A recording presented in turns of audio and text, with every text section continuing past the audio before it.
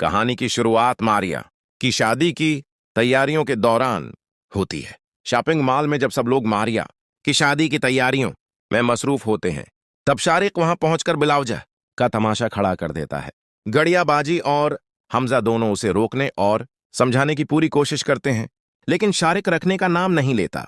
वो सबके सामने चीख कर हमजा से कहता है कि अब तुम हमारे मामले में पड़ना बंद कर दो, वरना मैं रोज आकर तुम लोगों को जलेल करूंगा और उसका बुटीक भी खराब कर दूंगा। शारिक की ये बातें सुनकर सादिया उससे कहती है कि बस कर दो शारिक, मेरी जिंदगी का अभी आगाज हो रहा है और तुम अभी से मामला खराब कर रहे हो। इस पर शारिक बेशर्मी से जवाब देता है कि तुम्हारी तो जिंदगी तबाह हो जानी चाहिए थी। तुमने और तुम्हारे उस शौहर ने शादी से पहले क्या किया था, ये सारी दुनिया को मालूम होना चाहिए। वहां लोगों का हुजूम जमा हो जाता है, जिस पर हमजा को शदीद गुस्सा आता है और वो आगे बढ़कर शारिक का गरीबान पकड़ लेता है। जवाब में शारिक भी हमजा के मुना पर मक्के दे मारता है। अहमर फौरन बीच में आकर दोनों को अलग करने की कोशिश करता है, लेकिन इसी दौरान शारिक के हाथ एक डंडा लग जाता है और वो बना कुछ सोचे हमजा के सर पर दे मारता है। हमजा शदीद जख्मी होकर जमीन पर गिर पड़ता है और गड़ियाबाजी अपने शौहर को संभालने की कोशिश करती हैं। हमजा की ये हालत देखकर अहमर का जब्त भी जवाब दे जाता है और वो शारिक पर हाथ उठा देता है। अहमर गुस्से में कहता है कि तुमने घटिया पिन की सारी हदें पार कर दी हैं और अब तुम्हें जेल जाना ही होगा। आफिया और मारिया ये सब देखकर शदीद सदमे में आ जाती हैं। शारिक मौके देखकर भागने की कोशिश करता है, लेकिन अहमर उसे पकड़ लेता है और कहता है कि अब तुम्हें कहीं भागने नहीं दिया जाएगा। हमजा बेहोश हो जाता है और गड़ियाबाजी पानी के छींटे मारकर उसे होश में लाती हैं। गड़ियाबाजी कहती हैं कि इन लोगों का पक्का बंदोबस्त करना पड़ेगा। उस पर हमजा कहता है कि मैं उन्हें इस तरह माफ नहीं करूंगा, बल्कि जलेल करूंगा और दरबदर की ठोकरें खिलाऊंगा, क्योंकि जिस तरह उसने आज मुझ पर हाथ उठाया है उससे ये साबित हो गया कि उनके खून सफेद हो चुके हैं।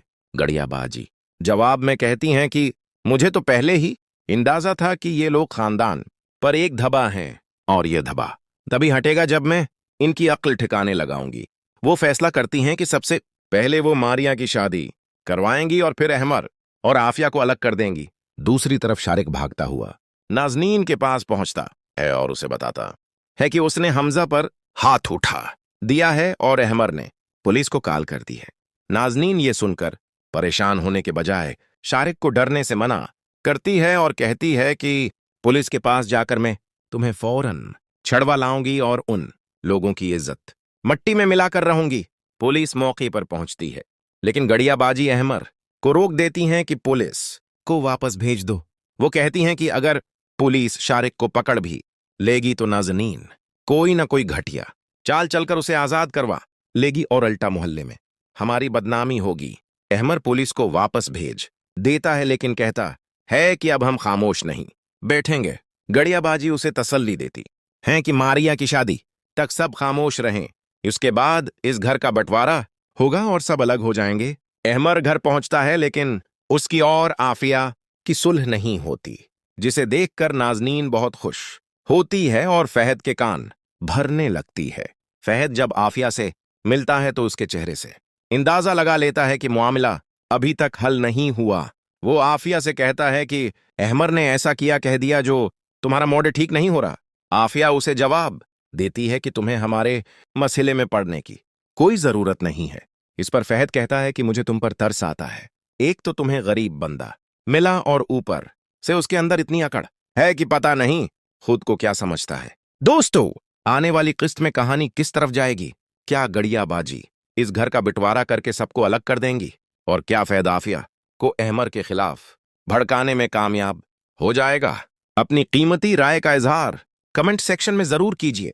अगर वीडियो पसंद आई हो तो लाइक और शेयर करें और चैनल को सब्सक्राइब करना ना भूलें। मिलते हैं अगली वीडियो में, तब तक के लिए अल्लाह हाफिज।